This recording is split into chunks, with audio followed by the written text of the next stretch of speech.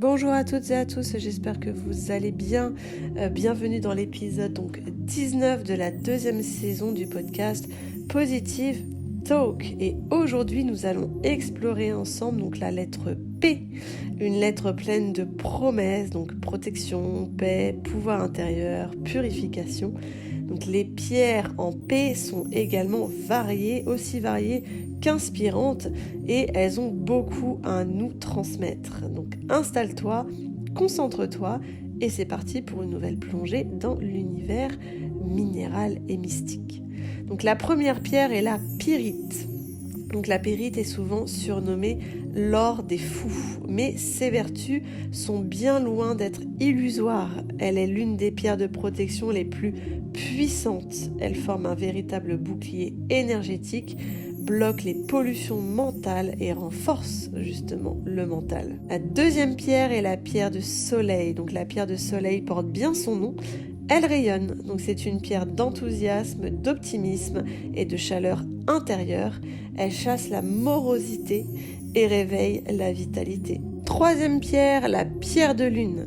Donc douce, nacrée et subtile, la pierre de lune est la pierre du féminin sacré, des cycles ou encore de l'intuition. Elle connecte aux émotions profondes et invite à l'écoute intérieure. La quatrième pierre est la pierre de lave.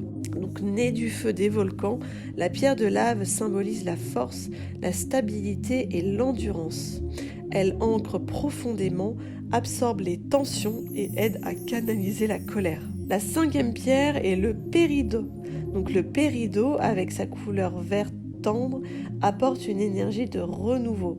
Il aide à se libérer des émotions toxiques, du ressentiment et des regrets. Donc c'est une pierre qui nettoie le cœur. La sixième pierre est la prénite. Donc la prénite est une pierre apaisante, douce et verte comme une feuille tendre, et elle harmonise le cœur et l'esprit. Elle prépare au changement en douceur et encourage le lâcher-prise. La septième pierre est la pétalite. Donc moins connue, la pétalite est une pierre très spirituelle, presque éthérée.